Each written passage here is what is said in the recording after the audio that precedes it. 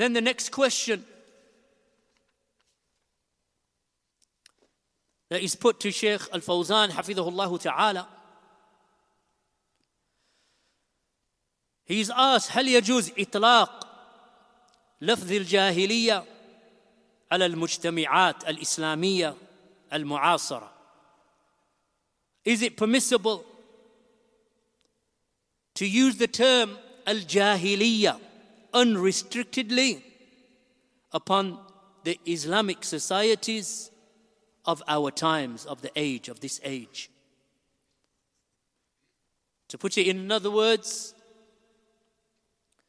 is it permissible to use the term Jāhiliyyah and say that the societies of today, the Islamic societies of today, that they are in a state of Jāhiliyyah, unrestrictedly, ala al-itlaq?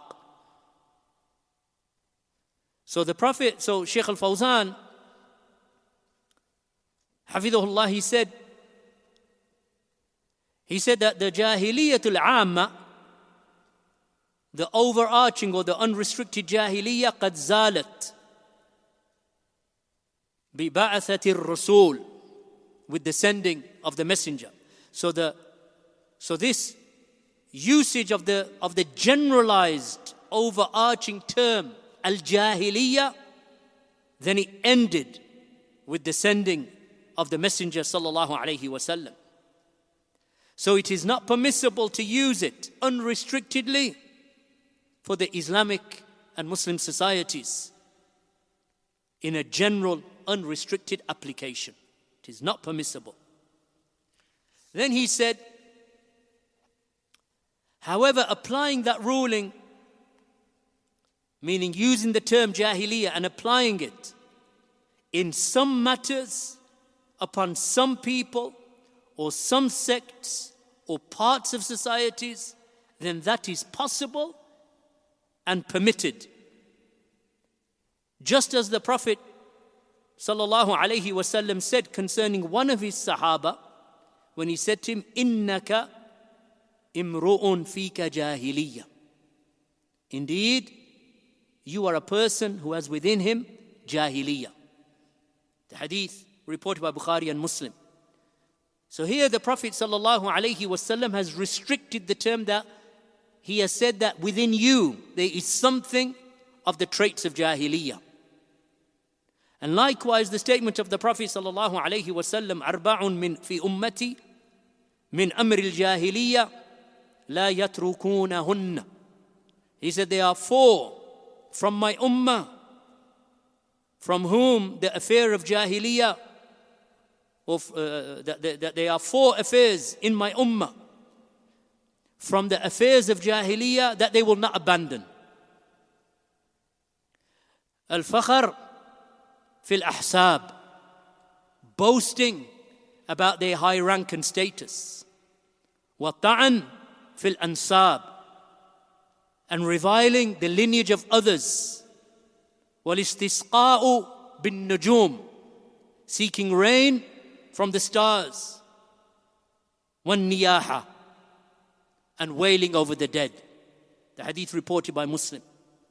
So here again the Prophet sallallahu alaihi wasallam, that he has mentioned, as he said, "Arba'un fi ummati min amr al-Jahiliyyah," that there are 4 affairs in my ummah that are from the affairs of Jahiliyyah, that they will not abandon. So here the Prophet ﷺ has restricted some of the traits of Jahiliyyah that will persist in his ummah. So here we see restriction. It is not something that is unrestricted, that you will say that the whole of the ummah it is in Jahiliyyah. Why? Because that Jahiliyyah that the whole of the world was in ended with the revelation that was sent to Muhammad sallallahu alaihi wasallam and the entry into Islam of his companions in the early part of Islam. That Jahiliyyah came to an end because now that state of ignorance and evil practice, and without being guided by the revelation, came to an end. Why? Because revelation was sent down by Allah subhanahu wa ta'ala to his noble Prophet alayhi salatu wassalam. So what remains now? What remains now is some of the traits that some of the people may have, boasting about his station or his lineage or his rank or his nobility, reviling the lineage of others. You're black or you're African or people of other races or lineage, that you come from such and such a tribe. So therefore you revile them, insult them, put them down, dishonor them. This is from Jāhiliyyah, because that's what those pagan Arabs used to do, the Quraysh and other than the Quraysh. Used to boast about themselves and revile those who they considered to be lowly. And they used to seek rain from the motion of the celestial bodies, the stars and so on, from the nujum. And they used to wail themselves over the dead. And they used to hire others to come and wail and cry aloud and question the death of the one who has died. Why was he taken away from me? This is from the wailing over the dead that the people of Jāhiliyyah used to do. So the one who does it in Islam, what he said, you have followed the traits of the people of Jāhiliyyah. There is within you something of Jāhiliyyah. What is within him? There is something of Jāhiliyyah, looking down upon people of another race. You son of an African woman. So the Prophet ﷺ would say, there is within you something from the traits of Jāhiliyyah that you call out, or that you would say to another person that you are the son of an African woman, meaning that you want to demean the people of color or people of a particular nation or a particular ethnicity. That is from Jāhiliyyah. Tahazzub and Hizbiyyah is from Jāhiliyyah, having this partisanship either to a tribe or to your sect. The only partisanship that we allow is the partisanship to Allah, Hizbullah. It is the party of Allah, humul muflihun. They are the ones who are successful. As for partisanship due to a sect or a political party, like you find in these countries, having an allegiance to a political party, that is tahazzub. And you will hate the one who is in another party only because he is in the other party. Not for the sake of Allah, not for the deen of Allah, not because of the sunnah. Unsuriyah.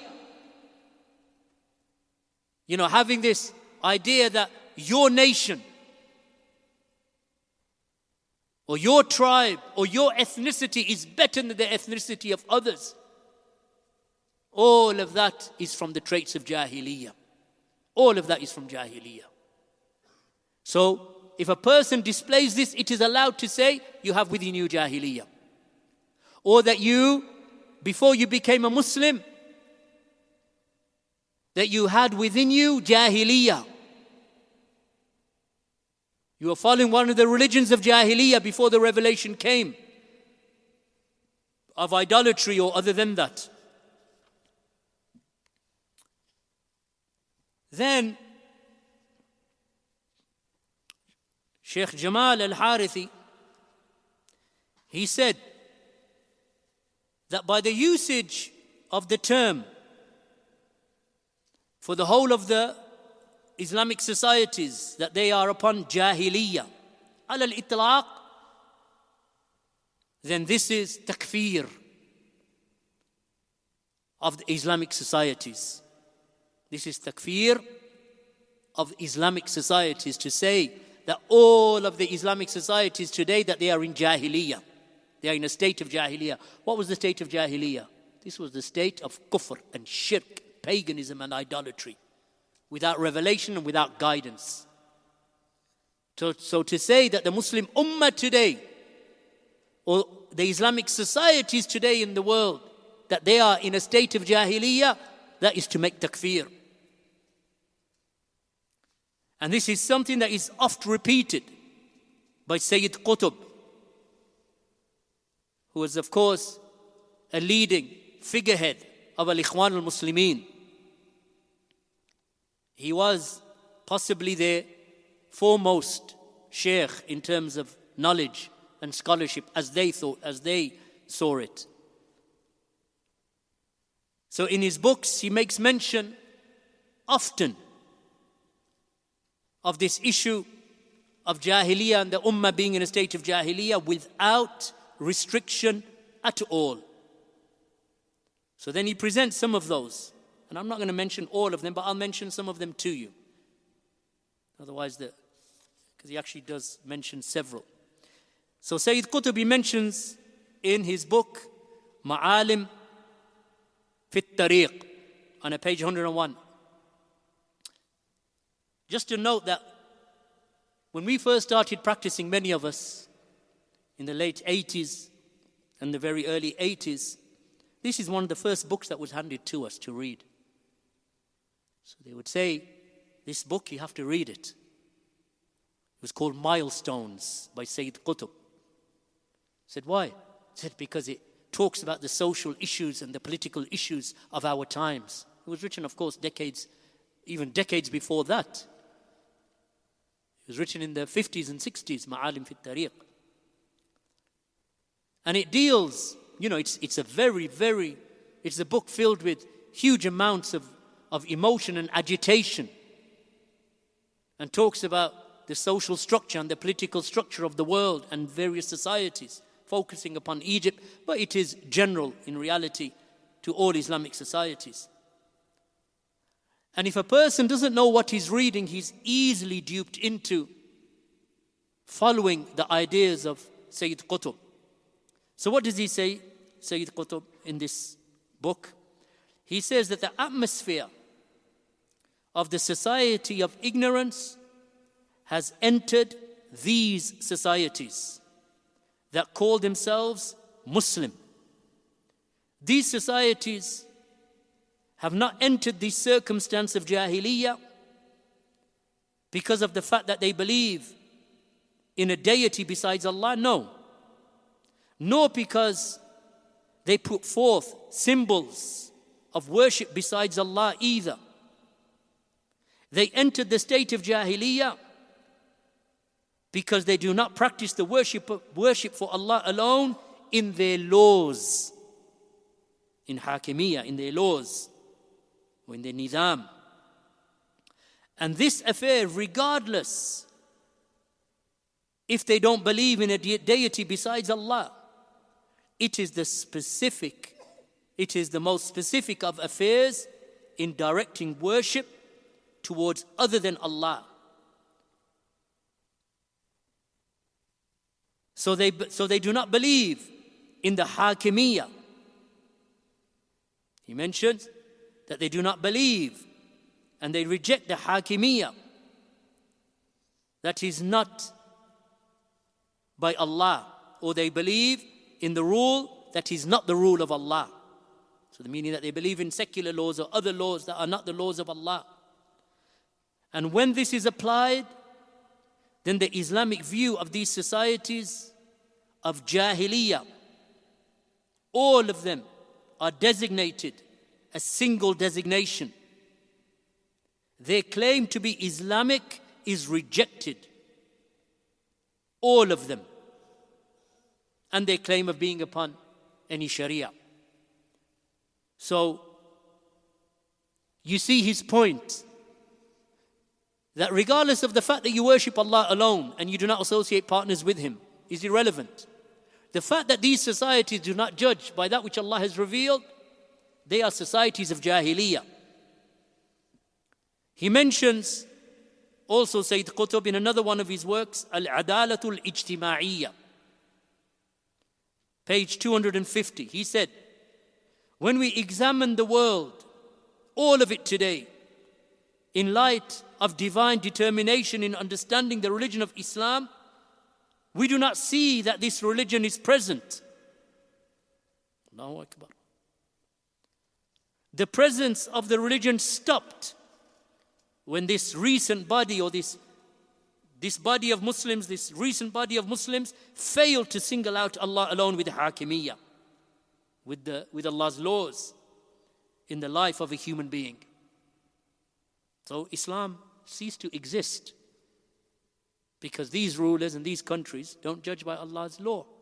So Islam does not exist in the world today according to Sayyid Qutb. He said elsewhere في ظلال القرآن, in his so-called commentary of the Quran, in the shade of the Quran, he's called it volume 2, 157, he said, indeed this era that we are living in has gone full circle, as if the deen has only now come to the people. The people have returned to the state they were in when the Quran was first revealed to Allah's Messenger. It has gone full circle in time, like the society to which this deen came to. Like the society to which this deen came to with the kalima La ilaha illallah. Mankind, he said, artad, that they have faqad artad, or artaddat al-bashariyah, that the mankind, that they have apostated to the worship of the creation and the tyranny and injustice of the other religions, and they have withdrawn from the kalima La ilaha illallah. Who's that? All of the ummah. This is Sayyid Qutb. Now the point is that these ideas are actually prevalent today. But the thing is, when they're made in lectures and you know, by these people on their podiums and in their khutub and in their lectures and in their conferences, and when you see them on YouTube, as many of the people, you know, when they clickbait and they just think, well, let me just listen to this guy. The root of it is coming from the ideas of these types of people. The likes of Qutb and Mawdudi and Al-Banna and Muhammad Sarūr and Hassan al-Turabi and these types of people. But you don't know it. You just think that they're talking a good talk, because it sounds eloquent and it sounds real. It's true. Look what the rulers are doing. Look what they're doing in their countries. Look at their concerts and look at the musicians that go to them, and look at the festivities that they partake in. This is what that speaker was saying on YouTube the other day. That's what people say. But where's it coming from? It's coming from this. That foundations were laid in the early part of the 20th century. Of course, the ideas of the Khawarij have always been present, but they were codified and laid down and written into books and articles, mixed with the ideas of the likes of Lenin and Marx and Alexis Carrel and others from the Western philosophers and communists and socialists. They took the word barbarism that was used in Europe by the Western European philosophers, and then they brought it into the Arabic language and they said, this is the Jāhiliyyah that we're talking about, barbarism. We are living in a state of barbarism, a state that predates revelation. There is no order, there is no law of God, there is no civilization that exists anymore. So all these people did, especially Sayyid Qutb, that because you know Sayyid Qutb, of course he's a famous Ikhwani, but he lived some of his time in the United States of America. In America, he went there and he got confused about Islam altogether, and he doubted that he was even a Muslim. He went around churches listening to the sermonizers of the priests. And then he learned how to ring church bells. Then he thought to himself, no, this ain't right. Went back to Egypt and he went to the other extreme. And he became an extreme Khariji who decided now that he was going to write a commentary on the Quran that would save the Muslims from their dire state. So then he looked at the Quran and he looked at the hadith of Allah's Messenger sallallahu alaihi wasallam through one vision. And that is the vision of revolution, of Marxism, looking at the world in terms of its socio-political environment or its state. So when he looked at any of the Sahaba who were mistaken and he went against the ideas that he was upon, he would attack the Sahaba. That's why he accused the likes of Amr ibn al-As and Muawiyah of ghish, of trickery and deception. That's why he accused Uthman bin Affan that his khilafah is irrelevant and we don't consider it to be valid. We ignore it. We just take it from Abu Bakr and Umar, ignore Uthman and go straight to Ali. Why? Because he was weak, decrepit. and he took money from the Baytul Mal. He looked at Musa alayhi salam and how he was a leader over Bani Israel. And he said, what kind of example is that of a leader? Impetuous, getting angry at every turn. As soon as he gets angry, he does something. What kind of leader is this? This is Sayyid Qutb. Because now the lens has changed. We're not talking about the tafsir of the Quran, tafsir of Quran bil Quran, tafsir of the Quran bil Sunnah, tafsir of the Quran bi aqwal al-Sahaba, tafsir of the Quran by the language of the early Arabs, in the language of revelation. No. Now we're looking at the Quran through the eyes of political ascendancy and an end goal, communism. So he read Lenin, he read Marx, he read Alexis Carrel. He took it word for word and brought it into the Arabic language in his tafsir and his discussion upon Islamic revival. Word for word. Even the Western commentators say that he's basically plagiarized Lenin. And Lenin was the revolutionary behind the Bolshevik revolution of Russia that brought in the USSR. After which began the Cold War between the East and the West. That was Lenin. And then you had the rest of the leaders such as Trotsky and Stalin up until the downfall of the communist Russian state in the late 1980s, early 1990s. Sayyid Qutb took his teachings from them. Safar al-Hawali, Salman al-Auda would look at the uprisings that were taking place in China and they would say, look at those brave revolutionaries standing up to the state of communism in China. These people are influenced by things that are outside of Islam and the text of Islam. Then they try to impose it upon Islam.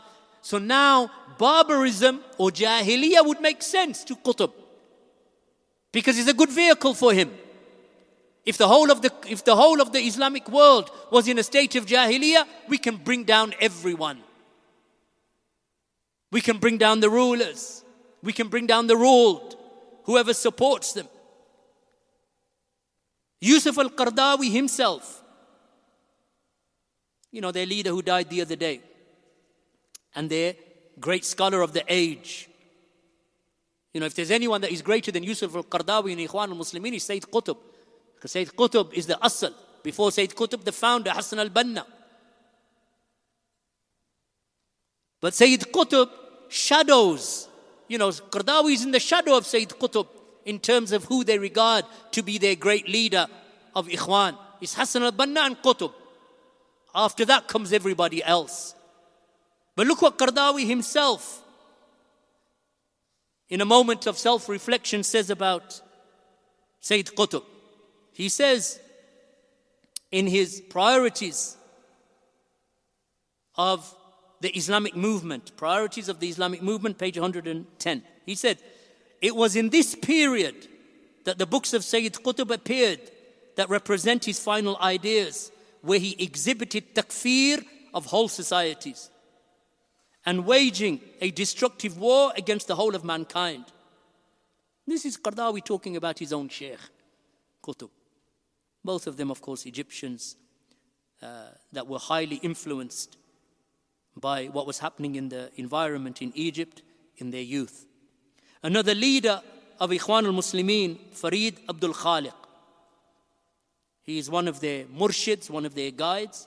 He stated in his book, Al-Ikhwan al-Muslimun fi Mizan al-Haq. The Islamic Brotherhood or the Islamic, the Ikhwan al-Muslimin, the Muslim Brotherhood, in the scales of truth. Page 115, he said, the ideas of takfīr arose and spread amongst the youth at the end of the 1950s and the early 1960s. They were affected by the thoughts and writings of Sayyid Qutb.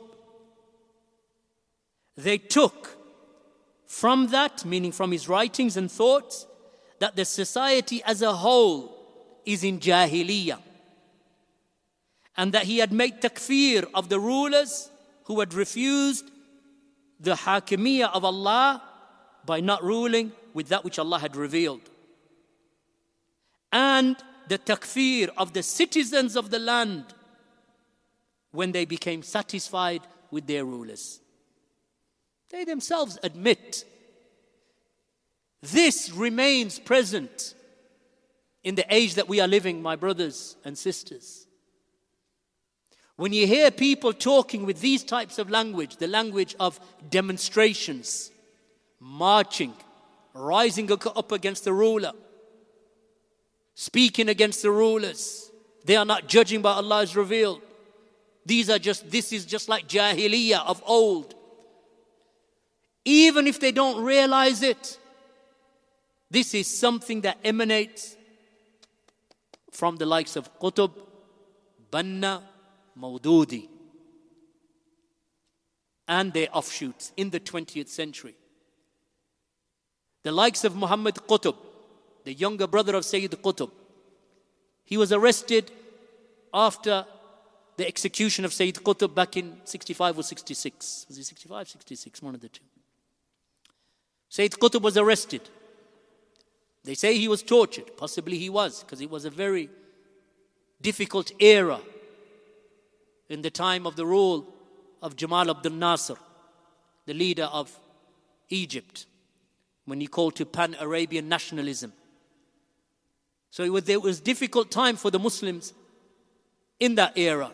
But Sayyid Qutb, he called for a vanguard that would arise and defend. And they would be plucked out from the echelons, the higher echelons of society, a general from an army, a political leader here, and he would pull them out, and they would be the ones standing forth to establish this new Islamic era. So Sayyid Qutb was arrested for incitement, even though he was part of the revolution that brought Jamal Abdel Nasser into power and made him the leader of Egypt. He was part of the movement that put him in. Then the leadership turned against him and imprisoned him. So he wrote, and he preached, and he spoke, and he agitated, and he made takfīr. He said even the mu'adhin from the minarets, all of those mu'adhins are kuffar. He said they are kuffar. The imams in the masajid, they are unbelievers. There is no prayer in these masajid because they have been employed by the ruler. So he mentioned these affairs because he truly believed that we were living in a time of Jāhiliyyah as if the Quran had not been sent down. And he says it clearly as I've quoted from him. So he had a younger brother, Muhammad Qutb, who was his protege. Muhammad Qutb gets arrested after the execution of Sayyid Qutb. So Sayyid Qutb is tried in court. He's tortured in prison. Then he's tried in court and they execute him. Then they imprison Muhammad Qutb. And they imprison all of the heads of Ikhwan al-Muslimin and their preachers and agitators. Saudi Arabia, at that time, a country of Tawheed and Sunnah. Scholars are active. The schools and madaris and universities are teaching the people Kitab, Sunnah, Kitab al-Tawheed, the teachings of Muhammad bin Abdul-Wāhid and the teachings of Shaykh al-Islam Ibn Taymiyyah were paramount throughout the whole of the kingdom of Saudi Arabia, especially these two great scholars. That was the thing. That was their curriculum. Muhammad bin Abdul-Wāhid, Ibn Taymiyyah. Because their books were widespread, easy to understand. Kitab al-Tawheed, Usul al-Thalatha, Qawaid al-Arba, Usul al-Sitta, Wasitiyya, Tadmuriyya.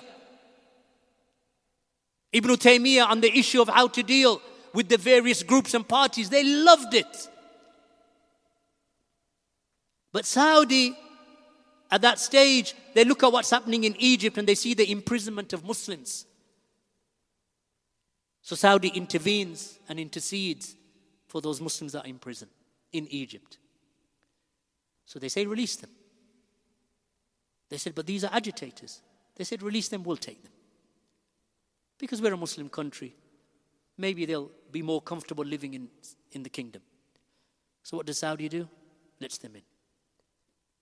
Egypt releases them, Saudi accepts them, thinking in an Islamic environment, with a Muslim ruler, with Sharia law, with the scholars here. None of you are scholars, because Ikhwan Muslimin, there's no scholars amongst them. Right? They're just political agitators. They just know how to tell the people to go and march in the street. And, they just wave the flag of Hakimiyyah, but they don't know the first thing about it. However, at least in Saudi, you've got nothing to complain about. So what does Saudi do? Brings them in. Muhammad Qutb is one of them. They say, what do you know? He says, well, I was a teacher and I can teach. So he enters a school. Then he enters a college. Then he teaches at a university. He becomes a leading lecturer in an Islamic university in the Kingdom of Saudi Arabia. And others similar to him. So now these people come into the Kingdom of Saudi Arabia and they take positions of teaching.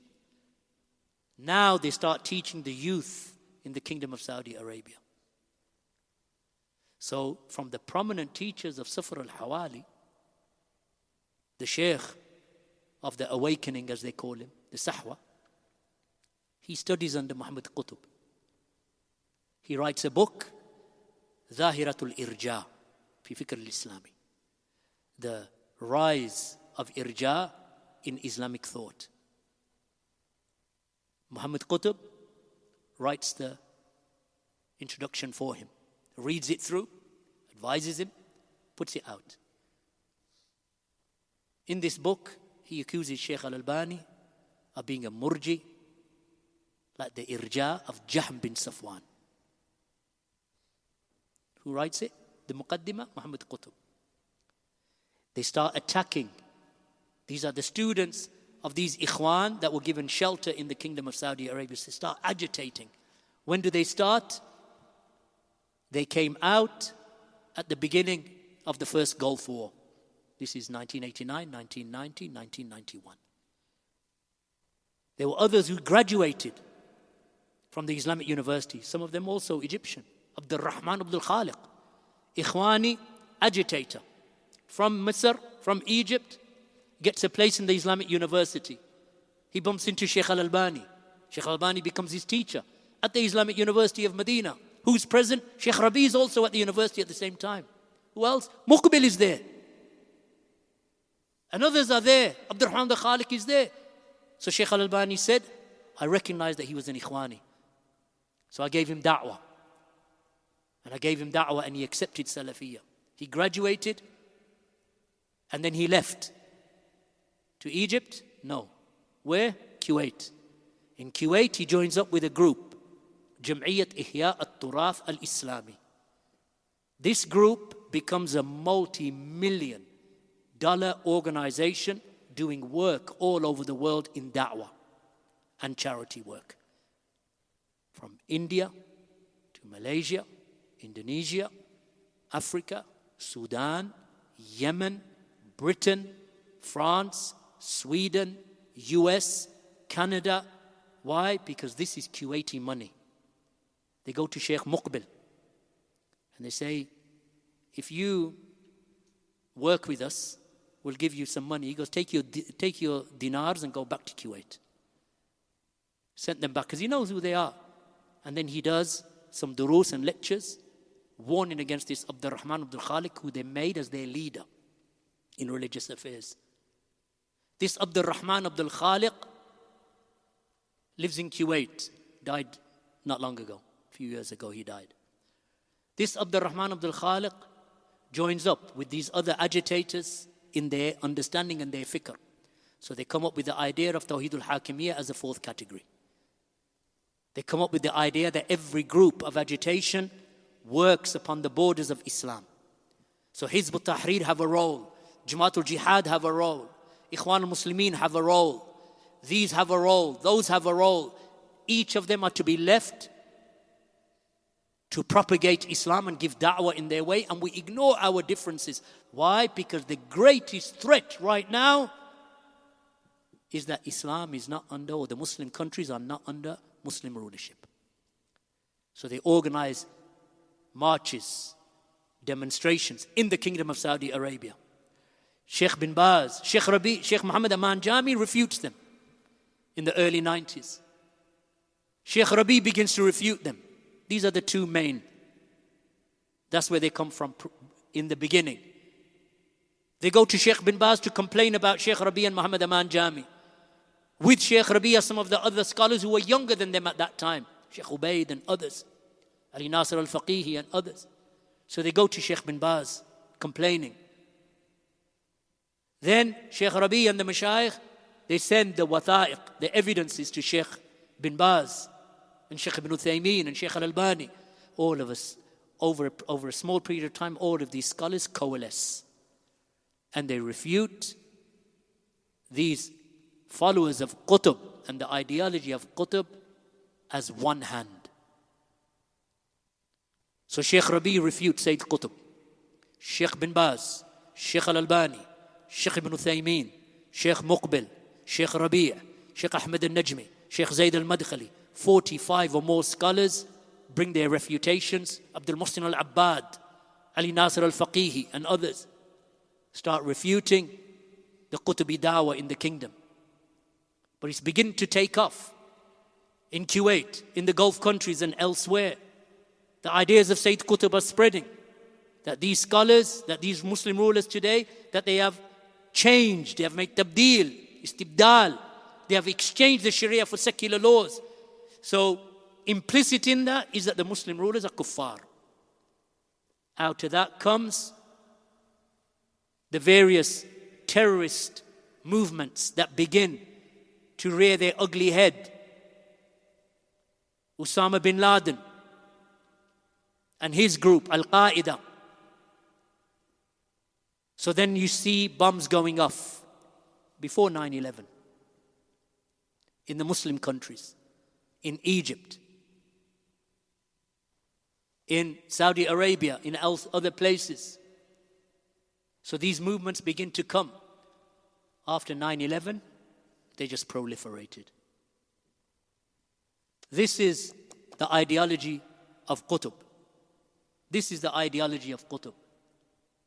And this is why we say, my brothers and sisters, that it is important that we understand the roots of where these people are coming from. The term Jāhiliyyah, when you think, well, it's Jāhiliyyah, a lot of people are Jahil. It's true, a lot of people are Juhal, they're Jahil. That's true.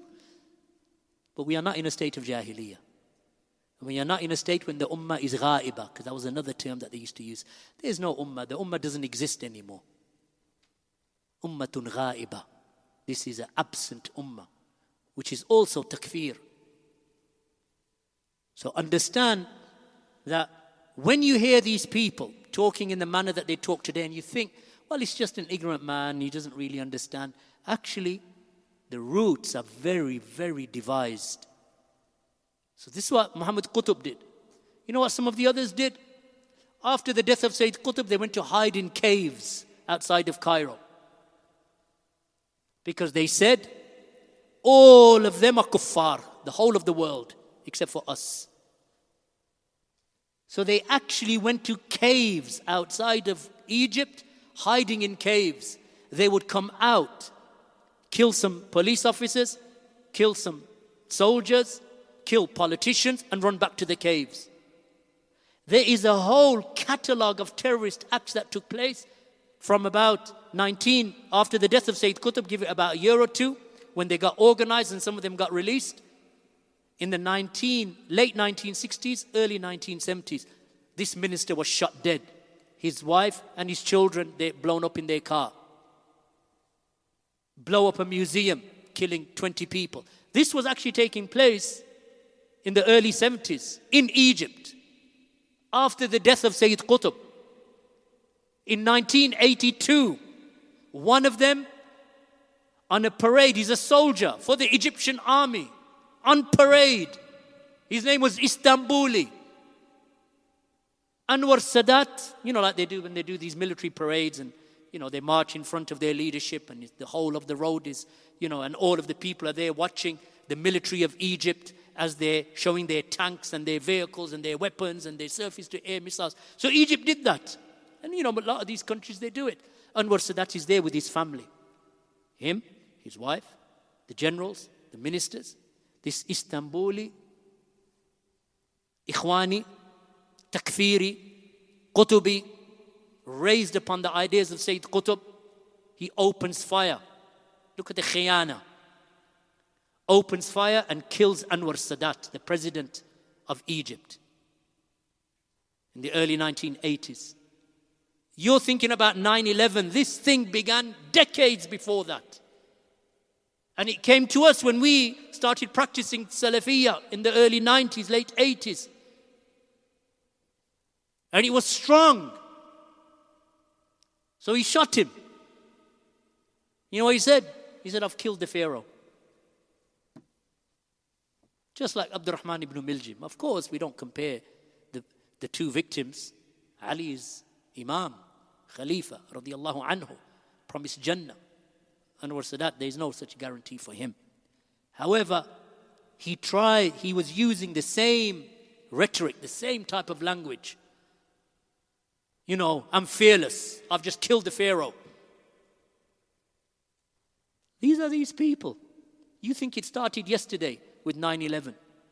This is something that is generational. Started with the Khawarij and the killing of Ali radiallahu anhu, and it has not ceased. Maybe we're in a bit of a quiet period, if you want to call it that. Allahu a'lam. But these things and these realities are the realities that Shaykh al-Fawzan, حفظه ta'ala, and the scholars, they know. They know. And that's why the books of Aqeedah are filled with refutations against these types of people. Barakallahu feekum wa jazakumullahu khairan. Walhamdulillahi rabbil alameen wa sallallahu ala nabiyyina Muhammad wa ala alihi wa sahbihi wa sallam.